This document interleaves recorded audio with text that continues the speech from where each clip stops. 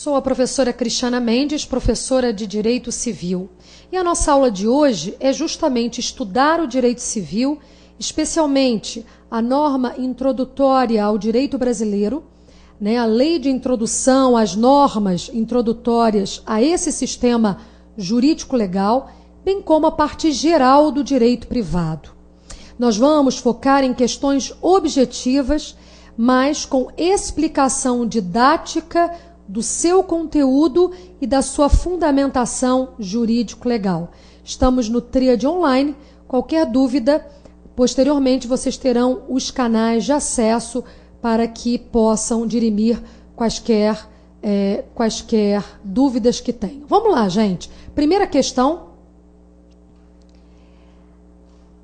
A elaboração de texto legal deve observar regras técnicas estabelecidas na Lei Complementar número 95, de 26 de fevereiro de 1998, entre as quais a indicação de sua vigência de forma expressa e de modo a contemplar prazo razoável para que dela se tenha amplo conhecimento, reservada a cláusula entre em vigor na data de sua publicação para as leis de pequena repercussão.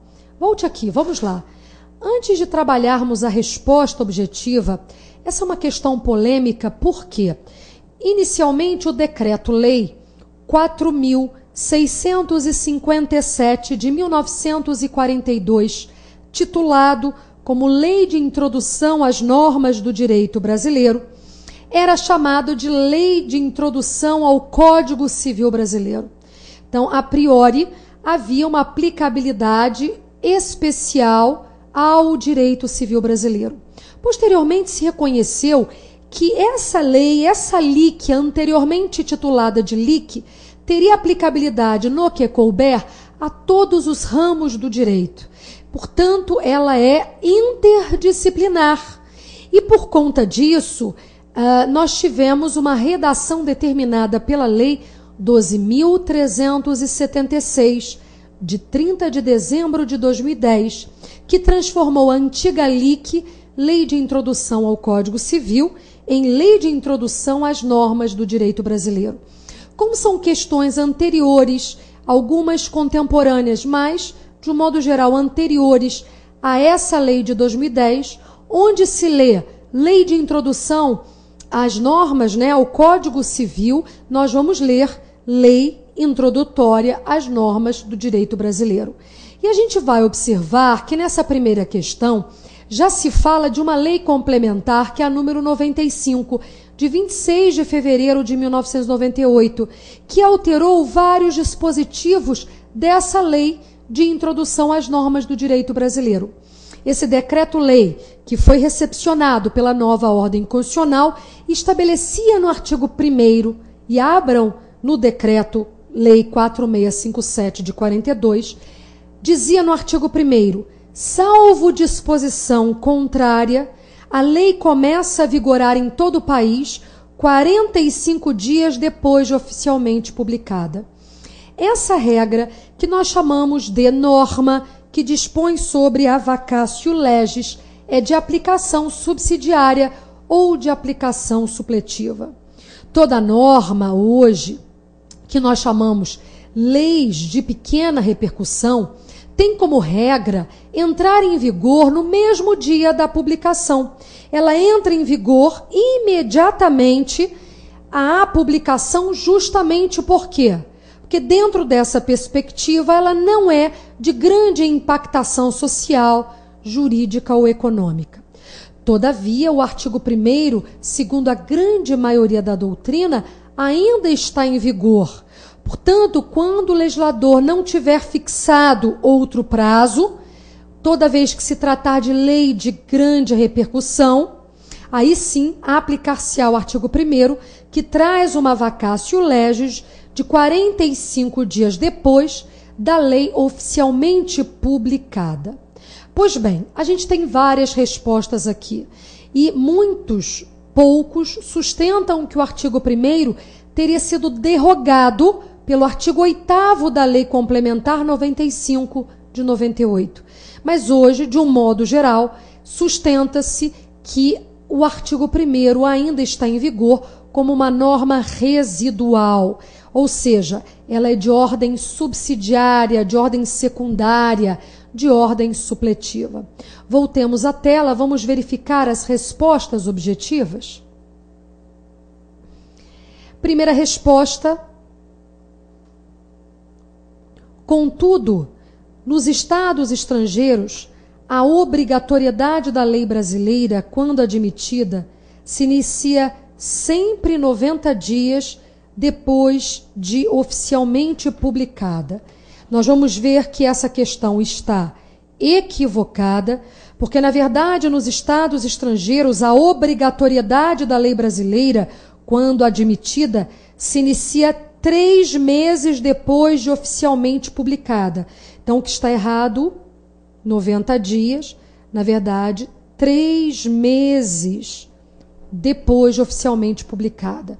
Se houvesse tal referência 3 meses, estaria correta a letra A. No entanto, ela está errada. Letra B. Por isto, não mais vigoram as disposições da Lei de Introdução ao Código Civil a respeito da vacatio legis. Essa é a questão polêmica. Grande parte da doutrina vai dizer que a norma ainda está em vigor, ela se tornou residual. Então, repito, quando o legislador não tiver fixado outro prazo para a lei de grande repercussão, aplicar-se-á o artigo 1º do Decreto-Lei 4657 de 42 e, portanto, está errada tal resposta. Letra C. Entretanto, salvo disposição contrária, a lei começa a vigorar em todo o país 45 dias depois de oficialmente publicada. É exatamente o que preceitua o artigo 1º da Lei de Introdução às Normas do Direito Brasileiro e, portanto, está correta tal resposta.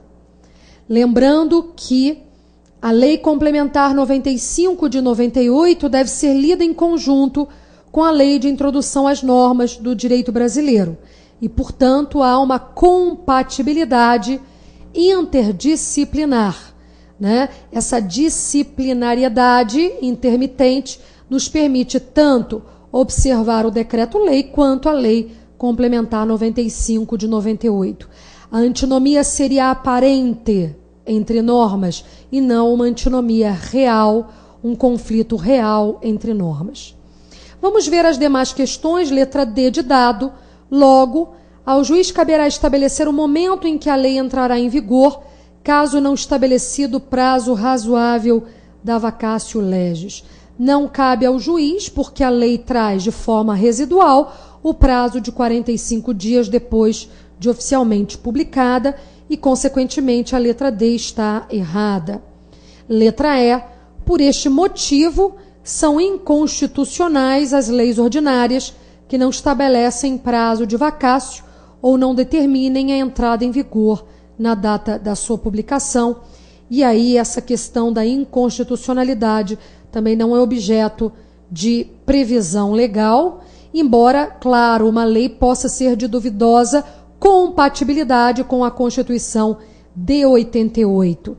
O que a gente poderia aqui compreender à luz da Constituição de 88 é que a gente tem um artigo que é o artigo 59. E nós vamos ver que esse artigo 59, parágrafo único, diz que lei complementar disporá sobre a elaboração, redação, a alteração e consolidação das leis.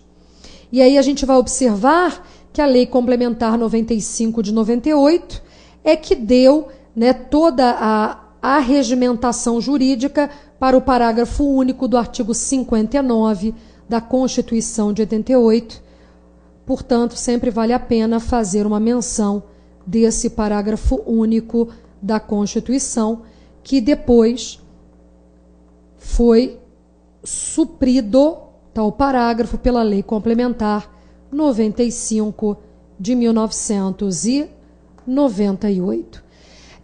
Lembrando que o artigo 1º sempre será interpretado à luz do artigo 8º da Lei Complementar 95 de 98 e, por isso, a leitura é obrigatória de todos os concursandos em geral. Muito bem. Vamos direto para a próxima questão. E aí eu vou pedir para que depois retorne para mim. Segundo a Lei de Introdução ao Código Civil Brasileiro, pode voltar. Gente, a Lei de Introdução ao Código Civil Brasileiro, essa nomenclatura, como eu disse anteriormente, não está mais em vigor. E aí eu repito, a Lei 12.376 de 2010, né, estabeleceu que é uma lei de introdução às normas do direito brasileiro. Portanto, a gente precisa adaptar a nova realidade normativa. Lembrando que, mesmo com essa definição nova, a grande maioria dos artigos dessa LIC, né, dessa Lei de Introdução ao Código Civil, que até então era chamada desse modo, se mantiveram vigentes. Então, para aqueles que sustentaram que a Lei Complementar 95 de 98 teria derrogado ou revogado tacitamente dispositivos do Decreto 4657 de 42, é uma corrente minoritária. Numa prova objetiva, a corrente é no sentido de compatibilização das normas. Na verdade, o que a Lei Complementar 95 de 98 fez foi apenas o disciplinamento sobre a consolidação das leis. Então, vamos voltar à segunda questão. Segundo, e aí, adaptando a Lei de Introdução às normas do direito brasileiro. Letra A, salvo disposição contrária, a lei começa a vigorar em todo o país 3 meses depois de oficialmente publicada. O que está errado em todo o país. Na verdade, isso está no artigo 1º, parágrafo 3º do Decreto-Lei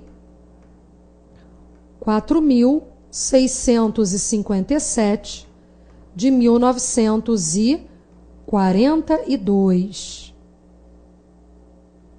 Na verdade, a gente vai observar que a lei começa a vigorar no Estado estrangeiro, caso haja obrigatoriedade da lei brasileira, admitida sim por este país, só entrará em vigor 3 meses depois de oficialmente publicada.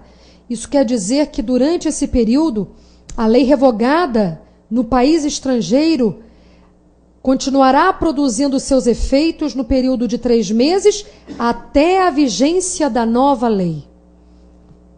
Então, aqui está a letra A errada. Letra B. Nos estados estrangeiros, a obrigatoriedade da lei federal inicia-se 3 meses depois de oficialmente promulgada, salvo disposição contrária. O que está errado aqui? A palavra promulgada e salvo disposição contrária. Repetindo o artigo antecedente, não é isso que diz o artigo 1º, parágrafo 3º desse decreto. Inicia-se 3 meses depois de oficialmente publicada. E ponto final. Não há possibilidade de disposição contrária. Essa é a regra jurídico-legal. A obrigatoriedade inicia-se, veja que é de forma afirmativa, contundente. Inicia-se 3 meses depois de oficialmente publicada. Portanto, a letra B está errada. Continuando, letra C. A lei posterior revoga anterior, primeira hipótese, quando expressamente o declare. E aí eu vou aproveitar para falar um pouquinho sobre isso. Volte aqui. Revoga a anterior quando expressamente o declare. Que tipo de revogação é essa? É uma espécie de revogação expressa. E revogação expressa é quando a lei nova estabelece que a lei antecedente perderá sua vigência no momento dessa nova instaurada consolidação. Isso é o que a gente chama de revogação expressa. Existe uma polêmica muito grande porque parte da doutrina nega a revogação tácita. Mas hoje a grande maioria diz que nós temos a revogação expressa e também um modelo tácito, que é justamente as duas demais hipóteses previstas na letra C. Vamos dar uma olhadinha. Quando seja com ela incompatível uma lei nova que venha a se incompatibilizar com o disciplinamento anterior previsto na lei antecedente. Então, nessa segunda hipótese, nós estamos diante de revogação tácita. Ou, terceira hipótese, quando regular inteiramente matéria de que tratava a lei anterior, também é uma revogação tácita. E, por isso, a primeira hipótese, revogação expressa, e as duas subsequentes, revogação tácita. Se vocês me perguntarem, professora Cristiana Mendes, onde está isso nessa lei de introdução às normas do direito brasileiro? Está no artigo 2º, parágrafo 1º. E aí nós vamos observar que a letra C está absolutamente correta, até porque é ipsis literis do que está na lei. Letra D, quando a lei for omissa, o juiz decidirá o caso de acordo com a analogia, os costumes, a equidade e os princípios gerais de direito. Eu, na verdade, aprendi assim quando estudei na faculdade. Ana, co, prim. O que significa isso? Na verdade, é uma tríade. Quando houver um disciplinamento lacunoso, o juiz vai se utilizar de uma interpretação integrativa e poderá se valer da analogia, costumes e princípios gerais do direito, anacoprim.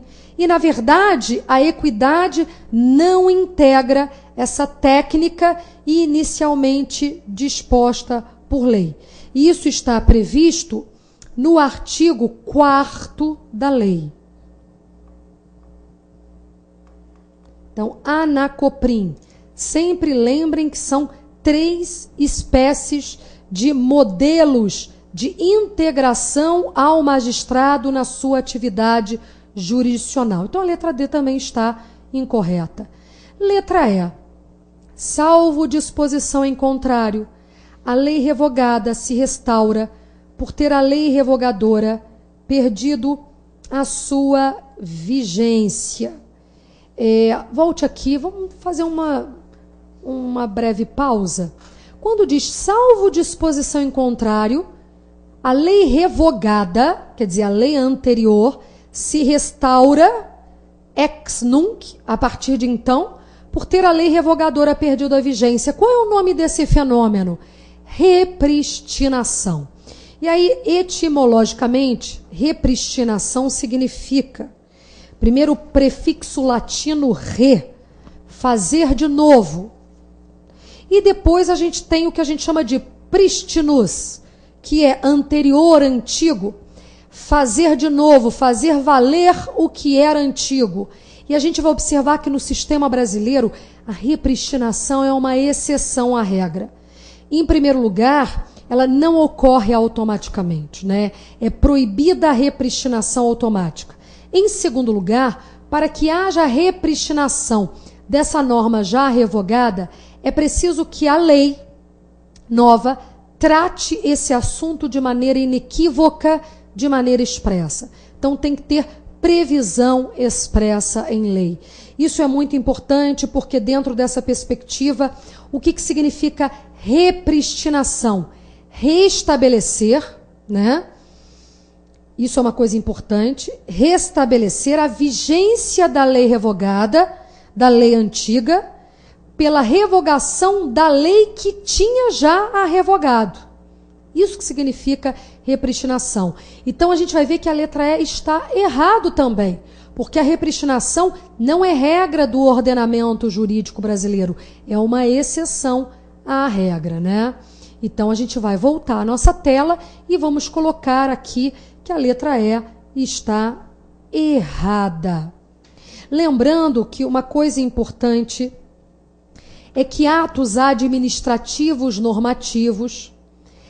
mas Cristiano, o que são atos administrativos normativos? Decretos, resoluções, ordens de serviço, portarias. De um modo geral, quando elas forem, tais manifestações administrativas lacunosas, não é possível buscar na Lei de Introdução às Normas do Direito Brasileiro a técnica do artigo 4º. Porque o artigo 4º dessa Lei de Introdução às Normas do Direito Brasileiro é bastante específico ao dizer quando a lei for omissa, só quando a lei for omissa.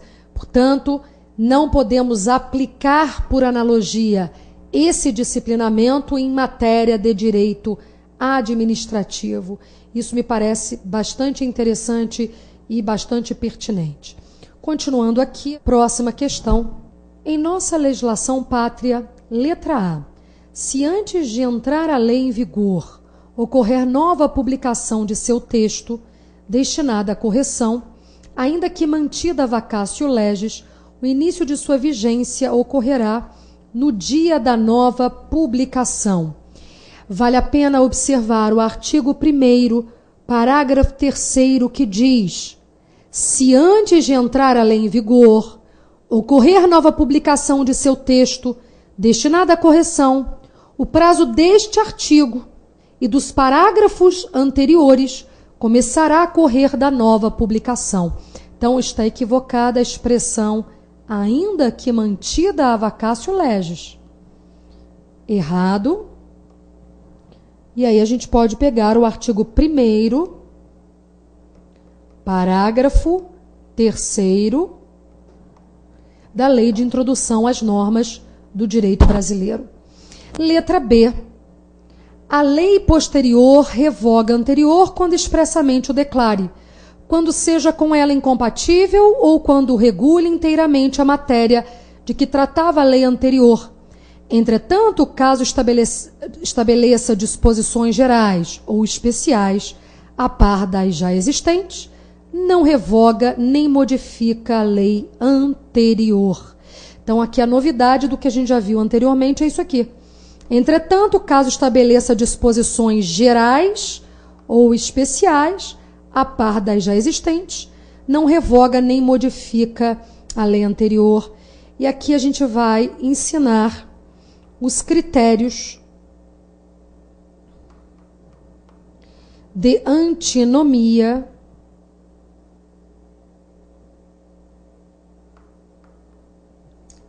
aparente de normas. E aí vale a pena colocar 3 setas e a gente vai explicar. Critérios de antinomia aparente de normas, justamente quando se verifica que, mesmo sendo uma lei posterior, pode ser que ela não tenha derrogado ou revogado absolutamente a norma antecedente. A norma posterior pode até complementar, ter um caráter de complementação às disposições já existentes. Voltando aqui, veja, gente, quando a gente fala de antinomia aparente do direito, isso é muito importante porque cai, de um modo geral, em todos os concursos públicos. Vale a pena a dica. Quais são os critérios que nós temos no conflito aparente de normas? O primeiro critério é o chamado critério hierárquico. Esse critério hierárquico é quando a gente percebe a existência de normas jurídicas superiores sobre normas jurídicas inferiores. No Brasil, na verdade, quando a gente fala que uma lei acaba expurgando uma outra do ordenamento jurídico, claro que, de um modo geral, elas possuem o mesmo status normativo. Ou seja, elas possuem natureza jurídica congênere, natureza jurídica semelhante. Nós não vamos falar em normas jurídicas superiores ou inferiores, a não ser quando estivermos tratando aqui de controle de constitucionalidade. Por exemplo, A norma constitucional é fundamento de validade de uma norma infraconstitucional. Já uma norma infraconstitucional, ela é um fator de validade para ato normativo administrativo, e assim a gente percebe, né, naquela composição que a gente chama piramidal de professor Hans Kelsen, que na verdade existe uma estrutura vertical onde algumas normas são fundamentos de validade das normas subordinadas. Normas subordinantes, né, ou subordinadas, e normas que têm um status maior nessa estrutura piramidal. Dentro da perspectiva aqui da antinomia aparente de normas, esse critério hierárquico, logicamente, estabelecerá o seguinte: se uma norma constitucional, né, estabelecer, por exemplo, que a união estável é um modelo de família, não pode uma lei infraconstitucional disciplinar em sentido contrário, dizendo que a união estável é matéria de direito civil e que não é modelo efetivo do direito das famílias. Portanto, essa norma seria de duvidosa constitucionalidade e padeceria de um vício que comprometeria, né, a sua rigidez dentro da perspectiva jurídico-legal. E aí esse critério hierárquico é um dos critérios que podem até estabelecer o seguinte: uma norma constitucional define a união estável como modelo de família, e a gente tem lá no artigo 1723 do Código Civil, que é uma legislação infraconstitucional, o conceito e definição do que é união estável. Então existe uma antinomia aparente de normas pelo critério hierárquico, mas nenhuma delas será afastada do disciplinamento normativo. Esse é o primeiro critério, critério hierárquico. O segundo critério é o critério definido na Lei de Introdução às Normas do Direito Brasileiro. Sempre vale a pena abrir no Decreto-Lei 4657 de 42, né? Esse módulo falta pouco tempo, mas ainda vale dizer que dentro dessa perspectiva a gente vai observar que o parágrafo 1º do artigo 2º diz: a lei posterior revoga a anterior. A lei posterior revoga a anterior. O que é o critério cronológico? A gente vai perceber que a norma posterior, ela pode afastar a vigência da norma antecedente e, com isso, tornar-se absoluta no contexto jurídico legal. Então, vale a pena sempre fazer uma leitura do artigo 2º, parágrafo 1º do retrocitado decreto-lei. E o último critério é o da especialidade. A gente vai ver que a norma especial prevalece sobre a norma geral. Por exemplo, a gente tem a legislação civil, o Código Civil, que disciplina a teoria geral dos contratos, mas quando se tratar de contratos consumeristas, por exemplo, nós temos a vigência da Lei 8.078 de 1990, o chamado Código de Defesa do Consumidor. Então, a gente vai ver que a norma especial prevalece sobre a lei geral. Isso não quer dizer que a lei geral perde a sua vigência ou que se torna menos importante. Não é isso.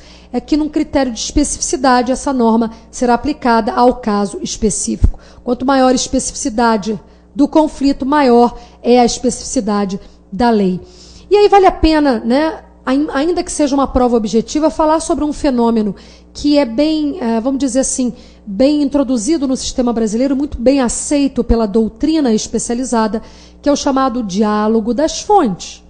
E o diálogo das fontes fortalece a antinomia aparente do direito. Por quê? O que é o diálogo das fontes? De um lado, eu tenho o contrato regido pelo direito civil. Do outro lado, eu tenho o Código de Defesa do Consumidor. Pois bem, nada impede que ambas as normas sejam o quê? Sejam interpretadas de forma conjunta ou que haja uma interpretação teleológica do sistema.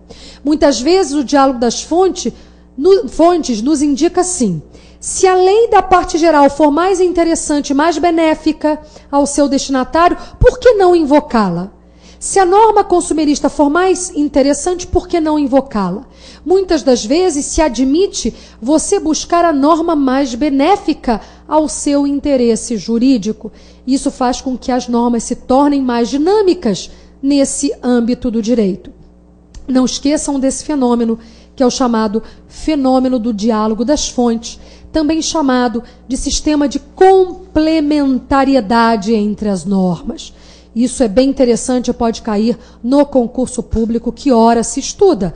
Então vamos lá, continuando aqui, vamos para a letra C. A lei começa a vigorar. Acabou, né? Aí pode...